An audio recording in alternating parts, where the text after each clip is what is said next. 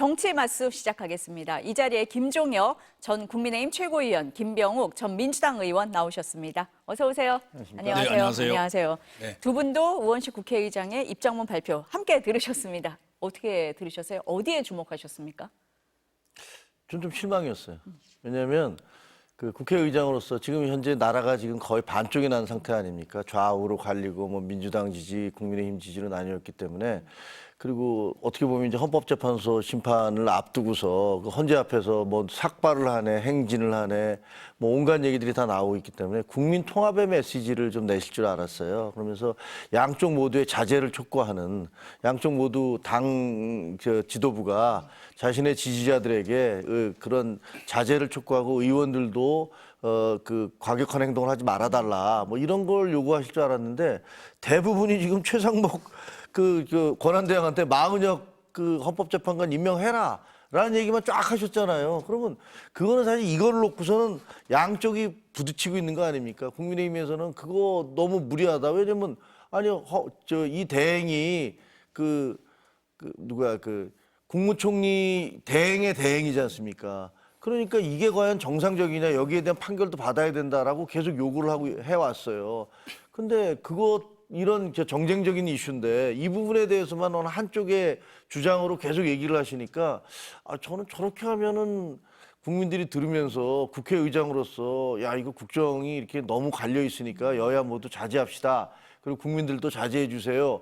이런 얘기가 아니지 않는가라는 생각이 들어서 별로 설득력이 없을 것 같다. 그래서 저는 조금 기대를 했었는데 좀 실망했습니다. 의원님은 어떻게 들으셨습니까? 저는 적절한 시기에 메시지가 잘 나왔다고 생각합니다. 물론 우리 김종혁 전 최고위원님 말씀대로 통합이 중요하죠. 근데 통합이라 하면 기본적 민주 질서가 유지되고 지탱하는 속에서 통합이 가능한데 지금은 반헌법적인 무도한 친일 쿠데타를 일으킨 헌법 질서를 망각한 내란죄에 대한 죄를 묻는 과정이지 않습니까? 그 과정에서 기계적인 양비론 이것이 과연 우리가 취할 자세인가라는 걸 봐야 되고요. 특히 최상목 권한대행의 마은혁 재판관의 임명 혜택은 이건 우리 우원식 의장이 얘기한 대로 심각한 헌법 위반이지 않습니까? 헌법재판소에서 이미 임명하라고 판결이 난 건데 지금 2주째 임명하지 않고 그 전에 국회에서 80일 전에 임명된 거 아닙니까? 저는 윤석열 대통령의 헌법과 개헌법 위반 그리고 체포영장 거부 그리고 서부지방법원의 폭동 그다음에 이런 지금 최근에 최상목 권한대행의 헌법 위반 이런 것들이 너무 심각한데 우리 사회가 이것을 반대쪽에서 이의를 제기하면 마치 양비론으로 균형 잡힌 시각에서 보려고 하는 노력 자체가 저는 우리 사회의 문제고 가장 중요한 것은 민주주의 원칙이 지켜지고 있는 상황이냐 아니냐 그걸 우선적으로 봐야 되는데 최상목 권한대행의 월권은 정말 심각합니다. 헌법재판소가 다양성과 균형을 갖추기 위해서 입법부, 행정부, 사법부로부터 세 사람씩 추천을 받아서 대통령 임명하는 거 아닙니까? 대통령이 재량권을 가진다 그러면 국회로부터의 추천을 안 받아야죠. 다 대통령이 임명이 되죠. 국회에서 추천하라는 것은 대통령의 임명은 형식적인 거죠. 그 판결을 헌법재판소가 내린 거 아니겠습니까?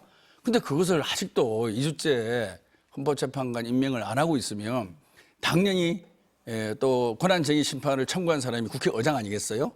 국회의장으로서 할 얘기 한 거고 지금이라도 빨리 헌법을 지키고 법률을 지키는 저는 정부가 됐으면 좋겠다 이런 생각을 했습니다. 제가 조금 이상했던 건 저게 무슨 실익이 있지라는 생각이 들었어요. 왜냐하면 지금 마은혁 재판관을 만약에 임명을 하면 이제 구인 체제가 되죠. 근데 8명이 지금 재판을 해왔잖아요. 변론을 다 들었어요. 그럼 당장에 마은혁 재판관이 들어가면 그럼 변론 재개 다시 하자. 이거는 이 재판관은 변론을 듣지도 않은 외부에 있었던 사람인데 그러면 그동안에 있었던 거 우리처럼 보도 보고 알았을 텐데 그걸 가지고서 판결을 한다? 말이 안 된다. 그러면 다시 시작하자.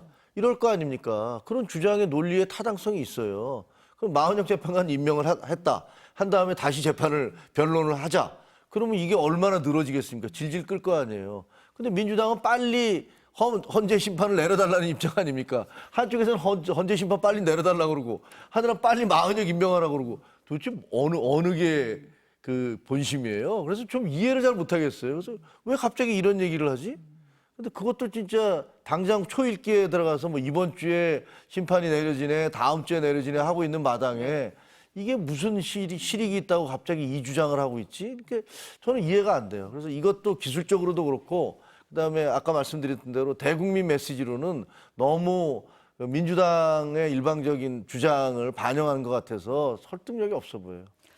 우원식 국회의장이 이제 앞에서 강조를 한 거 보면 헌법 질서를 수호해야 된다라는 거였는데 그 해석을 두고 두 분은 조금 다른 측면에서 보시는 면이 있는 것 같습니다. 네. 근데 처음에 말씀을 하실 때 보니까 윤 대통령 탄핵 심판을 앞두고 대립과 혼란, 불안이 가중되고 있다 이런 얘기를 했는데 민주당에 한번 여쭤볼게요. 오늘 아침에 보니까 이재명 대표 암살 계획에 대한 제보가 들어왔고 그래서 경찰에 신변보호 요청을 했다 뭐 이런 보도가 나왔거든요. 네, 가끔씩 수시로 이렇게 협박이나 또는 신체적 위해를 가하겠다는 메시지나 이메일이 오곤 한답니다. 근데 지금은 이제 워낙 헌재 판결을 앞두고 극우 세력의 준동이 예상되는 시기라서 특별히 신경을 많이 쓰고 있고요. 사실 작년 1월 달에도 부산에 가서 큰 테러를 당하지 않았습니까? 정말 하늘이 도왔기 망정이지 아마 생명에 큰 위협을 초래할 수 있었는데 다행히 무사히 넘어갔습니다. 항상 극우 세력이라고 하면 혐오와 증오를 기본으로 합니다. 혐오와 증오, 폭력 이것을 항상 수반을 하는 것이 극우 세력의 행동의 양태거든요. 그래서 극우 유튜버라든지 선전선동에 현혹된 일부 사람들이 폭력을 동반해서 이 정치 혐오 대상자인 정치인에게 테러를 가할 수 있는 상황적 환경이 점점 조성되고 있다는 것이 심리학자들의 의견이고 또한 뭐 경찰이나 이런 주변들의 얘기를 들어봐도 경계를 해야 된다. 당에서 경호 인력을 추가로 고용하더라도 더 충분한 2중, 3중의 경호를 하지 않으면 그런 사건, 사고가 일어날 가능성이 높다라는 말씀을 드립니다. 저는 이 측면에서 국민의힘 정치인들이 좀 자중할 필요가 있다고 봅니다. 서부지방 폭동 사태도 많은 정치인들이 마치 서부지방법원이 정치적 편향성을 갖고 영장을 발부했고 특히 뭐 어느 법 소속 연구원 어느 법 연구원 소속이다 뭐 이러면서 막 선전선동의 결과가 아니겠습니까? 그리고 뭐 헌법재판소를 처부수자, 선관위와 공수처를 폭파시키자 뭐 이런 얘기도 공공연히 합니다. 그런 것들이 은연중에 이런 극우적 혐오와 증오를 갖고 있는 분들한테 영향을 준다고 봅니다. 그래서 저는 국민의힘이 진정한 보수당이라면 제일 중요한 게 방금 우원식 의장님의 말씀대로 헌법을 제대로 지키는 게 가장 중요합니다. 법을 제대로 지키는 게 보수 아니겠습니까? 그리고 우리나라는 수십 년간 보수 정권이 지배를 해왔습니다. 소위 민주당이 집권한 적은 20년밖에 안 됩니다. 그러면 그 법이 누가 만들었습니까? 대부분이 보수 정권에서 이 법을 만들고 그걸 지켜왔는데 최근에 들어와서 보수당이라고 하는 국민의힘 정치인들이나 몇몇 종교인들이 반헌법적이고 불법적인 이 선전선동이 너무 심해지다 보니까 그 위기가 고조되고 있고 그런 부분에서 우리 당에서도 특별히 이재명 대표의 신변 보호에 신경을 많이 쓰고 있습니다. 저요? 저는 뭐 네. 기본적으로 어떤 경우든 테러가 용인될 수는 없다. 그거는 뭐 자유민주주의 국가에서 말이 안 되는 얘기고요. 그리고 또 이재명 대표가 과거에 테러를 당한 적이 있기 때문에 뭐 거기에 대한 공포심이 있을 거다라는 생각은 들어요. 근데 지금 보면 이제 암살 계획을 제보를 하는데 이게 무슨 말인지 잘 모르겠어요. 그러니까 암살 계획이 있다는 말은 제보를 받았다는 뜻 아니에요? 그렇죠. 그죠? 그럼 그거는 신변보호 요청과 더불어서 신고를 해야죠. 당연히 신고를 해서 제보를 받았으면 누가 어떻게 하려고 한다라는 좀 구체성이 있어야 될 거 아니에요. 그게 아니고 뭐 예를 들면 인터넷상에 막 뭐 나 폭탄 설치했어 너 가만 안 둘래 이런 얘기가 워낙 많으니까 설마 그거를 가지고서 제보를 받았다고는 안 하셨을 것 같고. 네, 뭐 당 대변인이 브리핑을 한 거를 예, 보니까 그러니까 뭐 뭔가 구체적인 게 있을 것 네, 같으니까 네, 네. 그 부분은 빨리 경찰에 신고를 해서 그렇게 뭐 테러를 하려고 하는 그런 사람들이 있다면 빨리 검거를 해야겠다. 뭐 그렇게 생각이 듭니다. 그래서 앞서서 최고위원님께서 통합이 중요하다라는 말씀을 하신 것도 이런 이제 불안 뭐 이런 때문에 이런 것 때문에 많이 말씀을 하신 것 같아요. 요즘에 그래서 가장 많이 하는 게 그러면은 도대체 윤 대통령 탄핵 심판 선고는 언제 나는 거냐? 저도 가장 많이 듣고 묻고 하는 질문이거든요. 맞습니다. 어떻게 예상하십니까? 저희 알 수는 없어요. 저희가. 아무도 알 수 없습니다. 예. 왜냐하면 뭐 매주 금요일 날 했었다. 네. 지난 두 번의 탄핵 선고가 금요일 날 있었다. 하는데 그것도 헌법재판소에서는 그 아무런 인과관계가 없는 거다. 그러니까 언제든지 할 수 있다. 네. 이렇게 얘기하고 또 이틀, 3일 전에는 그 미리 사전 통보를 했었다. 그것도 아무 인과관계가 없다. 그러니까 하루 전에 통보해도 된다. 그러니까 사실은 헌법재판소 마음이에요. 그래서 누구든지 우리는 현재를 평가할 때 과거의 경험을 토대로 해서 얘기를 하지만 그 과거의 경험 자체가 별 의미가 없는 것처럼 돼버리고 있잖아요. 그러니까 사실은 너무 불안한 상태예요. 그래서 이거라도 빨리 좀 헌법재판소가 일정이라도 기일이라도 좀 정해줬으면 좋겠다라는 생각이 들거든요. 근데 오늘 수요일이잖아요. 네. 오늘 안 하면 이번 주는 안 한다는 얘기잖아요. 뭐 토요일 날, 일요일 날 할 일은 없으니까. 그렇다면 뭐 금요일 정도에 다음 주 언제쯤 하겠다라고 이렇게 말씀을 하지 않을까라는 생각은 들어요. 근데 법무부 장관에 대해서 월요일 날인가 또 뭐 18일에 예, 있죠. 18일인가요? 예, 예. 아, 18일인가요? 네. 그럼 연속 이틀을 안 한다. 그러면 13일 내일은 당장 감사원장하고 서울중앙지검장하고 검사들 포함해서 네 사람에 대해서 그 발표가 있잖아요. 선고가 있잖아요. 그러니까 그러면 내일하고 모레 연속은 안 한다. 그럼 18일 날 아니면 17일 날도 연속은 안 한다는 얘기인가? 사실 잘 모르겠어요. 그러면 그 다음으로 한다는 얘기인가? 그러면 18일 아니면 19일, 20일이나 21일 날 한다는 얘기인가? 그래서 어쨌든 너무 오래 진행되고 있기 때문에 이 상태를 계속 갈 수는 없는 거고 이미 2주가 지났잖아요. 그러면 이제 다음 주 중에는 어떻게 해서든지 하지 않겠나 이렇게 예상을 합니다. 어떻습니까, 의원님? 저도 뭐 전쟁이 아니라서 알 수는 없는데 오늘 중으로 선고 예정일이 발표될 줄 알았는데 아직도 발표가 없는 거 보면 네. 이번 주는 좀 쉽지 않다라는 생각은 저도 똑같이 하고 있습니다. 네. 그래서 사실 이게 좀 단순한 사건이잖아요. 어떻게 보면요. 그 며칠 전에 구속 취소는 형사법의 문제인 거고 이건 헌법재판인 겁니다. 그래서 헌법과 법률을 위반했느냐 그리고 헌법 수호 의지가 있느냐 없느냐만 보면 되는 어떻게 보면은 심리는 단순한 거죠. 과거 박근혜 대통령은 부정부패 관련된 거기 때문에 좀 복잡했습니다. 제3자 관련된 거라서 이거는 대통령이 직접 발표하고 전 방송국이 생중계한 거기 때문에 사실 헌법재판 입장에서 보면은 아주 단순해요. 그런데 아무래도 조금 신경을 쓰고 영향을 받는 것 같습니다. 그래서 뭐에 저는 영향을 받습니까? 뭐 여러 가지 법 기술이 먹혔다.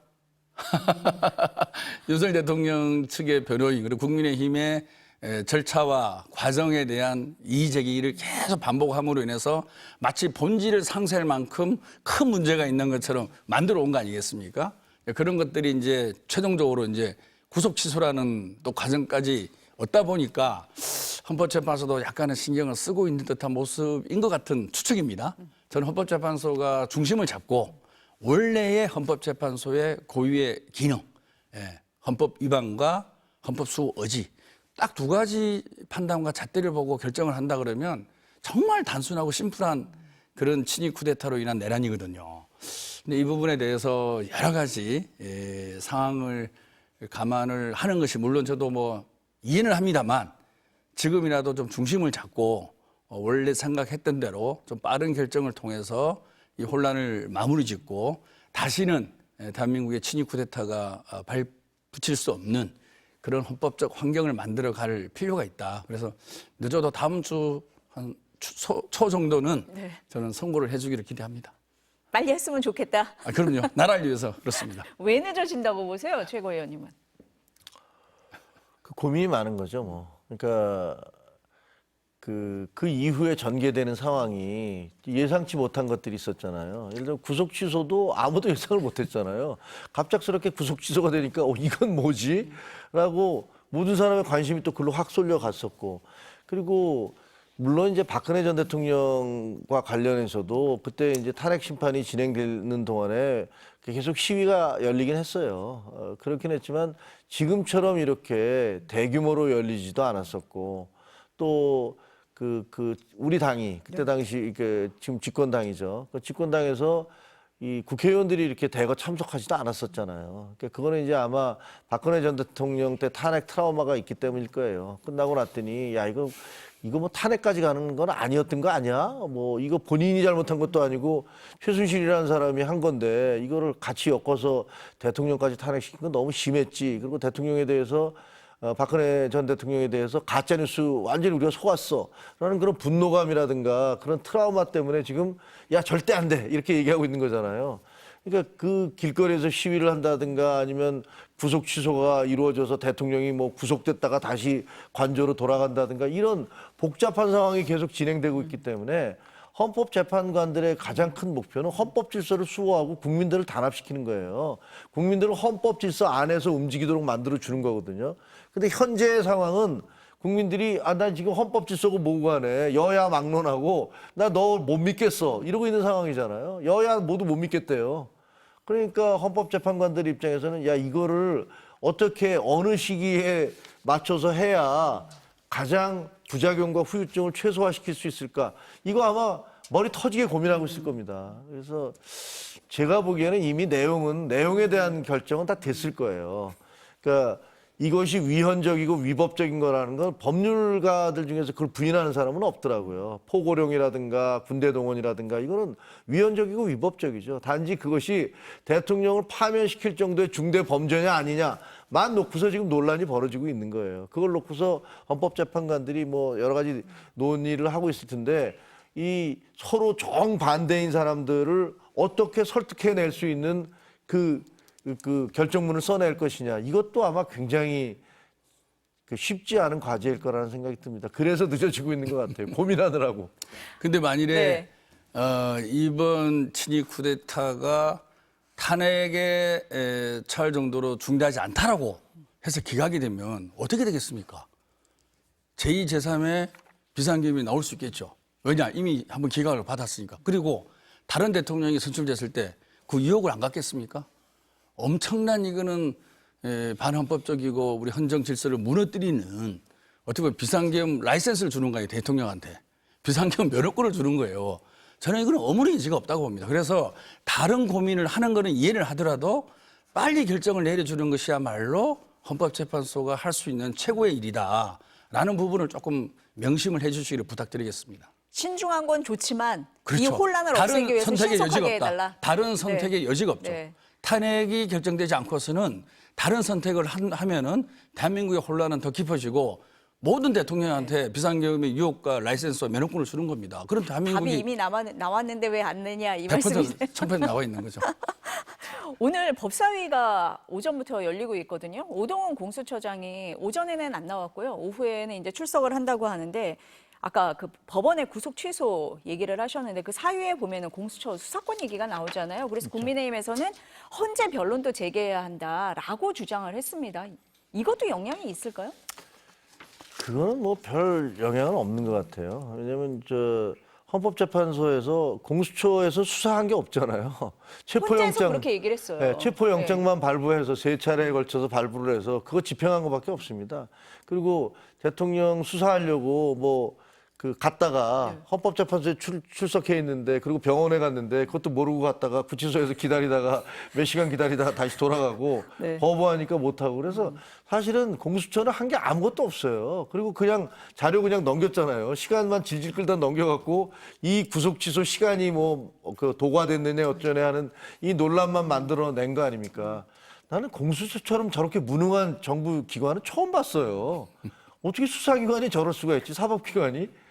아주 말이 안 되는 짓을 한 건데 그렇기 때문에 헌법재판소에서 공수처 자료에 대해서 가져온 게 없는데 거기에 영향을 받는다? 그건 얘기가 잘 안 되는 것 같고 또 그때 당시에 검찰이나 경찰 자료를 증거로 쓸 수 있느냐의 여부에 대해서는 대통령이 임명한 정영식 재판관이 그거 써도 상관없다라고 본인이 얘기를 했잖아요. 주심 재판관인데 그러니까 그것도 별 의미는 없을 것 같은 생각이 들어요. 그래서 그거는 뭐 공수처 이 판결 때문에 한 건 아니지만 아까 말씀드린 대로 그러나 저게 구속 취소라는 갑작스러운 돌발 변수가 생겼기 때문에 이거에 대한 우리가 판결문을 쓸 때 이거에 대한 해석이라든가 이거에 대한 입장 같은 것들을 넣어야 되느냐 말아야 되느냐 이것도 새로운 변수가 생긴 거잖아요. 판결문에 뭐 이렇게 주장이 있었다.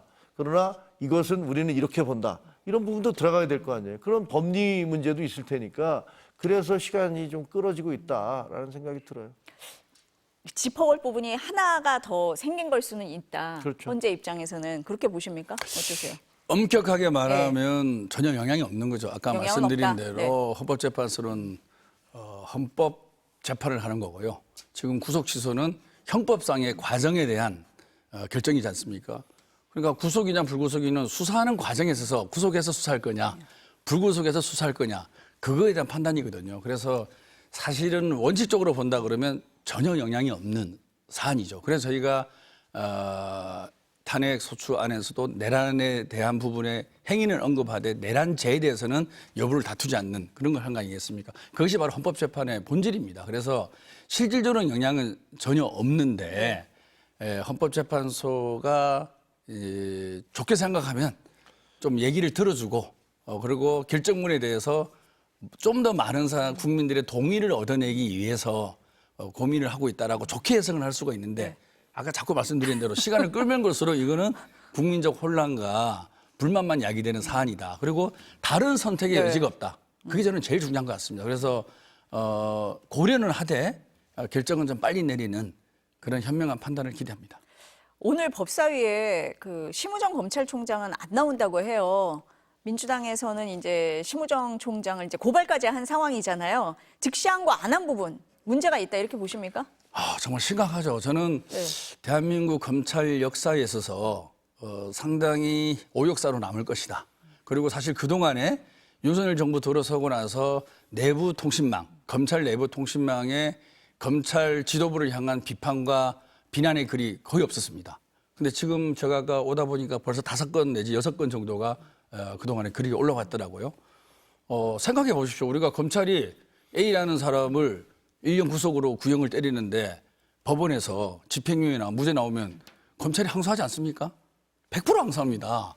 근데 왜 윤석열에 대해서만 안 하냐고요. 그게 핵심이지 않습니까? 이거는 누가 보더라도 이거는 있을 수 없는 거고 그리고 위헌에 우려가 있다는 것을 위헌에 대한 심판을 받아봐야 되는 거죠. 그건 나중에 심판을 요구를 하고 심판을 받고 위헌이다 그러면 법을 개정해야 되는 겁니다. 그런데 법이 엄연히 살아 있습니다. 날로부터 날로 한다. 구속된 날로부터 며칠간 날로 돼 있지 않습니까? 그리고 그 지기현 판사가 2015년에 쓴 공저책에도 본인도 그게 2012년인가요? 2023년 연도는 기억 안 나는데 네. 본인이 쓴 책에도 날로 한다라고 돼 있고요.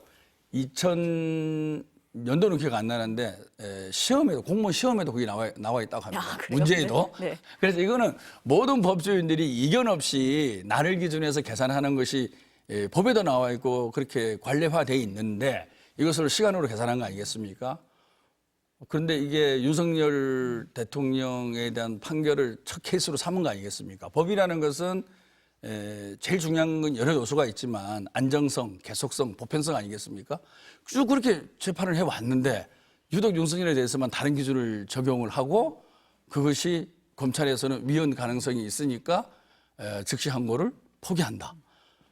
도저히 이거는 수용할 수 없는 그러다 보니까 그동안에 검사들도 조용히 있어 왔는데 이 부분에 대해서는 정말 이거는 이렇게 해서는 안 된다. 그래서 이제 뭐 집단 반발까지라고 표현할 수는 없겠지만 상당한 내부 동료가 있는 것이고 그리고 어제 대검찰청에서는 앞으로 날로 계산해라. 이렇게 된 거 아니겠습니까? 이게 검찰총장이 대검을 지휘합니다. 네. 그러면 이게 어떻게 됐을까? 검찰총장은 즉시 항고를 포기했고 대검은 날로 계산하라고. 그러니까 앞뒤가 안 맞는 검찰 행정을 하고 있는데 저는 정말로 우리 심우정 검찰총장이 검찰 역사에 큰 오점으로 남을 것이고 이런 식의 검찰이 행동을 지속한다 그러면 정말 검찰 해체까지 가진 않을지라도 상당한 대가를 치를 것이고 후유증을 남길 것이고 국민으로부터 버림을 받을 것이다라는 생각을 합니다. 지금 의원님 말씀하신 부분이 검찰이 이제 그동안 시간이 아니라 날짜로 해왔기 때문에 그럼 일선 검찰에서 도대체 어떻게 하라는 얘기야? 라고 하니까 대검에서 날짜로 해. 그렇죠. 라고 이제 지침을 내린 내려간 부분, 거죠. 이 부분까지 말씀을 하신 거예요. 어떻습니까? 최고위원이 보시기에는? 이게 어떻게 보면 이제 해방이 처음 있는 일이잖아요. 모든 처음 사례가. 있는 일이 너무 많아가지고. 처음 있는 일이 너무 많아. 너무 많아. 그때 보면 예. 근데 개인으로 만약에 조금 마음을 열고 보면 모든 사람에 대해서 다 이해가 돼요. 지기현 판사. 아니 본인 자신은 날짜로 계산하라고 책에다 써놓고서 이 사안에 대해서는 왜 시간으로 계산하라고 그랬느냐.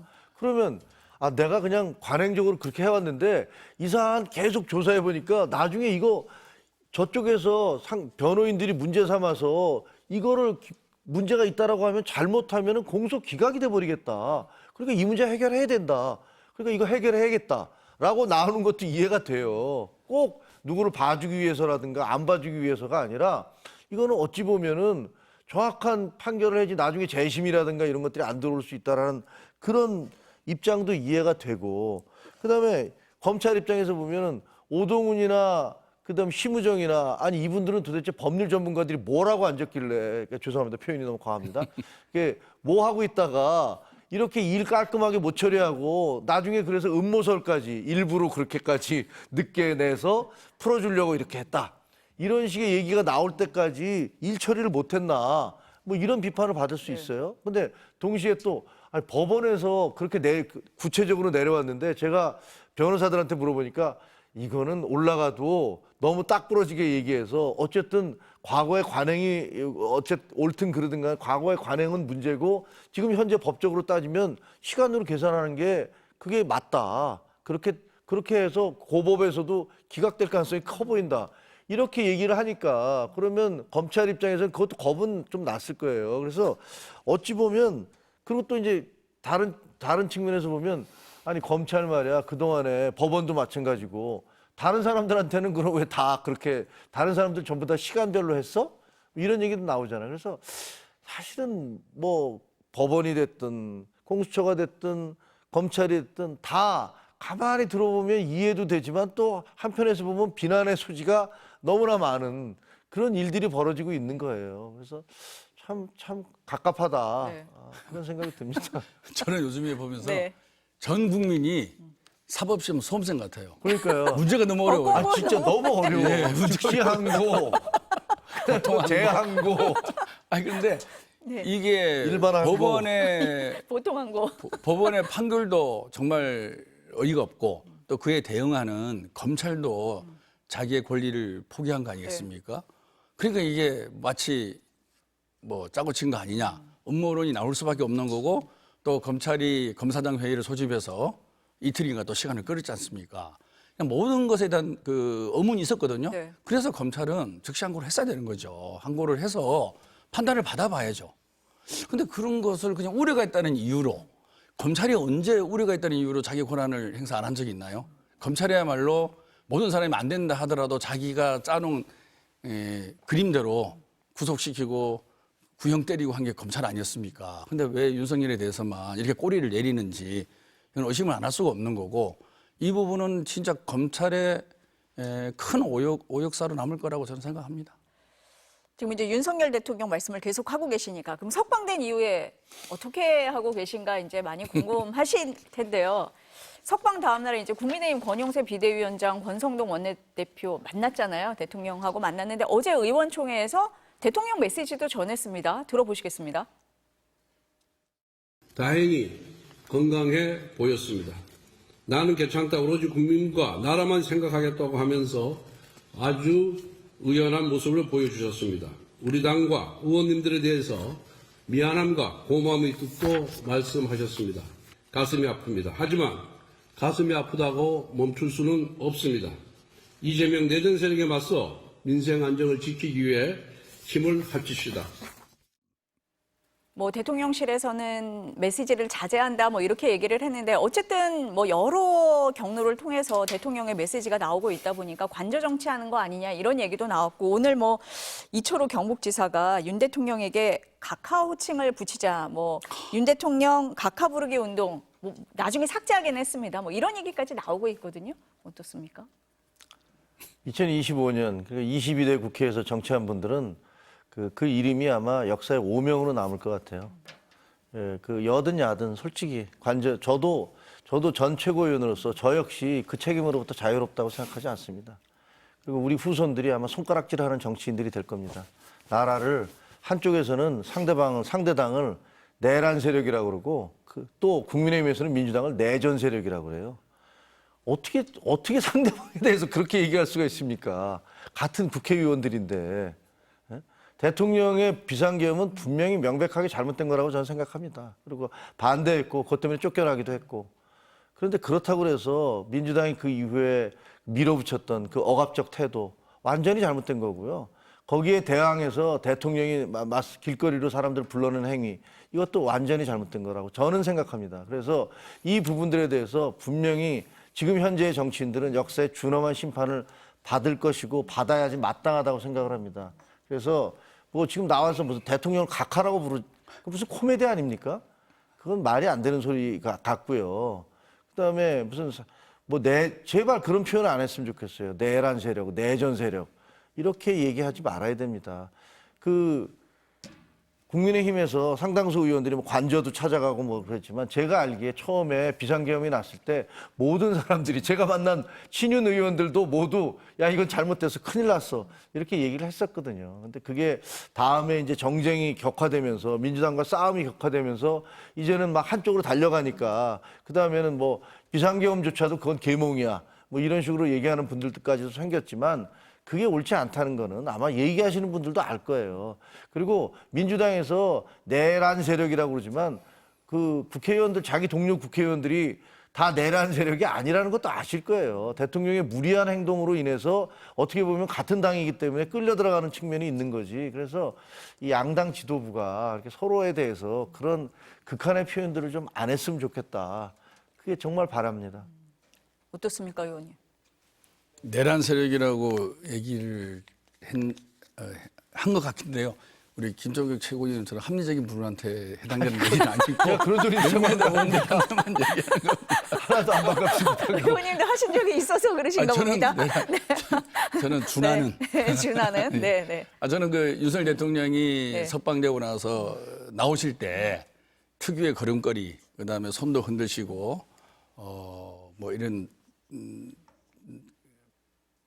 표정으로 나오셨을 때, 야, 큰일 났다라는 생각을 많이 했습니다. 그러니까 극우 유튜브에도 출연하실 것 같고, 그리고 광화문 집회 무대에도 올라가실 것 같고, 그런 생각이 들 정도로 사실 나오자마자 국민들한테 죄송하고 미안하다는 말씀을 먼저 하셔야 되는 게 맞는 거 아니겠습니까? 그런 말씀은 거의 없으시고 마치 지지자들한테 내가 잘했다, 그리고 무죄를 받았다라는 사인을 주는 행동을 해 오시지 않았습니까? 그래서 정말 대실망했다는 말씀을 드리고요. 그나마 그래도 지금은 무대에 오르거나 그거 유튜브 출연은 안 하는데 이렇게 이제 권성동 원내대표를 매개로 해서 메시지가 나가는 거 아니겠습니까? 그리고 야, 이 말 내가 했으니까 나가서 얘기 좀 해. 이렇게 했겠죠. 그래서 저런 모습들은 저는 정말로 바람직스럽지 않고 헌법재판소의 판결까지는 자숙하면서 반성하면서 뭔가 좀 다시는 이런 일이 일어나지 않겠다라는 국민적 합의를 이룰 수 있게끔 분위기를 만들어 주셔야 되는데 여전히 나는 잘못한 게 없다. 종북 세력을 척결하기 위해서 불가피하게 비상계엄을 했다. 군은 동원했으나 피해자는 없는 거 아니냐. 이런 식의 궁색한 궤변과 거짓말로 일관하고 있는 거 아니겠습니까? 정말 저는 여전히 끝까지 반성하지 않고 끝까지 이 역사의 단죄가 얼마나 무서운지를 모르는 그런 행위를 하고 있는 부분에 대해서 대실망을 하고 있고요. 앞으로라도 이 지금의 모습보다는 더 나가지 않고 좀 더 반성하고 자숙하면서 지내셨으면 좋겠다, 이런 말씀을 드립니다. 민주당이 보니까 어제부터 이제 본격적으로 장외 투쟁하는 것 같아요. 천막 농성까지 한다고 네. 하는데 12년 만이라는 얘기가 나오더라고요. 네, 예. 그 정도로 지금 절박한 상황이다. 여론전이 필요한 겁니까? 어떤 상황입니까? 우리 국회의원들이나 우리 지도부 얘기를 들어보면 뭐라도 해야 된다라는 절박감이 있습니다. 도대체 이 나라가 어떻게 만든 나라입니까? 대한민국을. 일제식민지부터 6.25 동족 상잔, 그다음에 4.19 광주민주화운동, 6월 항제, 그러면서 대한민국을 만들어 온 거 아니겠습니까? 그 속에서 또 전 세계가 우러러보는 정말 경제 강국을 만들어 왔습니다.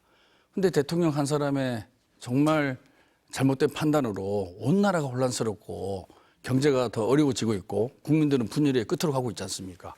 그런데 이 헌법을 지켜야 할 사법부와 헌법재판소는 여전히 어떤 결정을 내릴지 답을 주고 있지 않고 그러다 보니까 정말 답답하고 환장하는 거죠. 미치는 거죠. 그러다 보니까 우리 의원들 만나보면 야, 그래도 뭐라도 해야 되는 거 아니냐. 죽겠다, 미치겠다. 그리고 지지자들도 야, 국회의원들 뭐라도 해야 되는 거 아니냐. 이들은 대한민국이 흘러가게끔 놔둘 수 있느냐. 그런 기대와 요구가 있는 거죠. 그러다 보니까 우리 소설 의원님들 중에서 용기 있는 분들 또 정말 그 답답한 마음에 응답을 하고 싶은 분들이 단식하고 철야농성도 하고 삭발도 하고요. 오늘은 아마 4시부터 국회에서 광화문까지도 행진도 한답니다. 그래서 전 국회의원들이 나서서 국민의 이 민주주의를 지키겠다라는 마음을 담아서 우리들이 대신 나서겠습니다라는 의지의 표현을 하고 있는 그런 과정으로 이해해 주시면 되겠습니다. 거리로 안 나갈 수가 없는 상황이다 지금. 지금은 네. 절박한 면도 네. 있는데 네. 뭐라도 하자라는 의원들의 지지자들의 마음이 모여서 네. 그러한 행동으로 지금 나타나고 있는 거죠. 국민의힘도 보니까요. 민주당은 저렇게 하는데 우리는 왜 당 차원에서 아무것도 안 하느냐. 우리도 장외로 나가자 해서 어제 의원총회가 열렸는데 당 지도부에서 개별 의원들은 해라. 그런데 당 지도부 차원에서 그렇게 하진 않겠다라고 결론을 낸 것 같습니다. 그럴 수밖에 없잖아요, 네. 우리 당은. 예를 들면 민주당 같은 경우는 탄핵이 인용되든 기각되든 뭐 인용되면 뭐 바로 대선 전국으로 들어갈 테니까. 근데 기각되면 뭐 맹렬하게 싸우면 되는 거잖아요. 근데 저희 당 같은 경우는 만약에 기각이 그 정반대로 기각이 되면 뭐 만세 이러면 되겠지만 만약 인용이 되면 그 다음에 그 대통령을 껴안고 갈 수는 없잖아요. 어쨌든 탄핵이 그 헌법재판소에서 이것은 뭐 중체대한 범죄다라고 결정을 해서 탄핵이 되는 거니까 그 탄핵된 대통령을 잘했다라고 주장할 수도 없는 거고 그리고 그러면 나중에 이제 곧바로 대선이 치러질 때 너희들은 그 헌법재판소가 문제가 있다고 판결을 해서 파면당한 그런 대통령하고 감싸고 가는 정당 아니냐. 이렇게 되면 저희가 선거에서 상당히 어려워지는 건 분명하잖아요. 그러니까 당 지도부에서는 일단 우리의 의지를 좀 보여주는 건 보여줘야 된다라고 생각을 하지만 당 지도부가 움직이는 건 안 된다. 이런 굉장히 좀 어정쩡한 태도를 취할 수밖에 없는 게 현실적으로 그럴 수밖에 없어요. 근데 저는 여야 모두한테 네. 궁금한 게 네. 그러면 헌법재판소 심사 그 결론이 달라집니까? 예를 들면 민주당에서 삭발을 하고 그 앞에서 시위를 한다고 그래서 헌법재판관들이 아우 무서워 그러니까 내가 저거 해야지 라고 하나요? 아니면 국민의힘에서 거기서 24시간 릴레이로 팻말 들고 서 있다고 그래서 헌법재판관들이 저분들 무서우니까 내가 결론을 바꿔야지 그럴까요? 그것도 아닐 것 같아요. 그래서 별로 어떻게 보면 저게 그냥 자기들 스스로의 만족을 위해서 하는 거거나 자기 지지자들에게 보여주기 위해서 하는 행동이지 실질적으로 저것이 헌법재판소의 결정에 무슨 영향을 미칠 것이다라는 생각은 별로 들지 않습니다. 지금 최고위원님이 국민의힘 같은 경우는 좀 속내가 복잡할 수 있다라는 말씀을 하셨는데 탄핵에 찬성했던 여권 뭐 대선 주자들이 있잖아요. 근데 그분들도 조금 분위기가 달라진 거 아닌가, 말이 좀 달라진 거 아닌가라고 얘기를 하는 부분이 뭐 오세훈 서울시장은 절차적 흠결을 취해야 할 필요가 있다. 한동훈 전 대표 법원 결정은 자연스러운 일이다. 유승민 전 의원 불구속 재판이 원칙이다. 좀 달라진 겁니까? 어떤 겁니까? 아니요. 제가 딴 분들은 잘 모르겠고 네. 절차적 흠결이 있으면 바로 잡아야 된다. 뭐 그렇게 당연히 결론 제기를 해야 된다라고 이제 요청을 했으니까요. 아, 오세훈 그래요? 시장은. 근데 그거 변론 제기, 그 부분까지 가는 건 네, 잘 네, 모르겠습니다. 근데 오세훈 시장님이 무슨 의도에서 그런 얘기를 하는지 잘 모르겠는데, 한동훈 대표 같은 경우는 뭐 계속 얘기하잖아요. 그건 계엄은 잘못된 것이고, 그 다음에 만약에 절차적 흠결이 있다면 법원이 그걸 문제 삼아서 그 이의를 제기하는 건 대통령이라고 해서 이익을 받으면 안 되지만 대통령이라고 해서 불이익을 받는 것도 옳지 않다. 근데 아마 언론에서 주장하는 것은 대통령을 만날 것이냐 뭐 이렇게 물어보니까 거기에 네. 대해서는 기회가 되면 뵙겠다라고 네. 얘기했는데 그것을 너 입장 바꾼 거 아니야 뭐 이렇게 얘기하신 것 같아요. 근데 대통령이랑 선 안 그은 거 아니야? 뭐 이렇게 얘기를 하는 거죠. 그러니까 저희는 처음부터 대통령 탈당해야 된다고 요구를 했습니다. 요구를 했고 이건 잘못된 거라고 얘기했고 그래서 쫓겨난 거잖아요. 그러니까 뭐 그게 이미 흘러간 물이 지금 얘기한다고 해서 다시 되돌아올 수도 없는 거라고 생각을 해요. 그리고 저는 유승민 전 의원님도 똑같은 얘기 계속했어요. 대통령이 저도 개인적으로는 그렇게 생각해요. 아니 그 대통령을 현직에 있는 사람을 꼭 구속시켜야 돼? 이런 생각을 한다니까요. 그래서 처음에 방송에 나와서 그 얘기를 했어요, 제가. 아니 그거는 헌법 탄핵이 돼서 헌법재판소 심판을 하는데 공수처는 뭘 보여주려고 저렇게까지 심하게 그 밀어붙이냐. 그럼 부작용이 더 커진다. 이런 얘기했는데 결과적으로는 그 건드려서 동tin한다는 얘기 있잖아요. 그 괜히 건드려서 정말 길거리에 사람들 쏟아져 나오게 하고 야 현직 대통령을 저렇게까지 잡아가는 모습을 보이는 게 옳은 거야라고 그 보수 유권자들이나 지지자들에게 감정을 자극하는 그런 일이 있었잖아요. 그래서 이게 여든 야든 간에 자기가 약간 무슨 주도권을 잡게 됐다고 너무 상대방을 심하게 몰아붙이면 반드시 반작용이 생긴다. 그런 것들을 우리가 지금 이번에 여실히 봤기 때문에 저는 뭐 대통령이 나오시는 거는 헌법 절차적 문제가 있다고 해서 나오는 거 그거 뭐 그렇게 문제 삼을 거 없다라고 생각을 합니다. 그러니까 윤 대통령이 석방에 대해 가지고 갑자기 여권 대선 주자들의 말이 바뀐 건 아니다 이렇게 말씀을 하시는 거네요. 바뀌는 분이 네. 있을 수도 있겠죠. 네, 뭐 네. 그렇게는 있지만 제가 네. 보면 지금 세 분, 뭐 이 오세훈 정도는 시장님은 잘 아니다. 모르겠고, 뭐 한동훈, 유승민 두 분은 별로 달라진 게 없는 달라진 것 게 같다는 없다. 생각이 들어요. 네. 조기 대선 말씀을 하시니까 민주당은 조금 더 편하게 조기 대선을 좀 준비를 하고 있는 것 같은데 의원님 성함이 보여가지고요. 15일 출범하는 원내외 예. 전국 조직이 대선 준비 전국 조직이 된다라는 보도가 있는데 맞는 겁니까?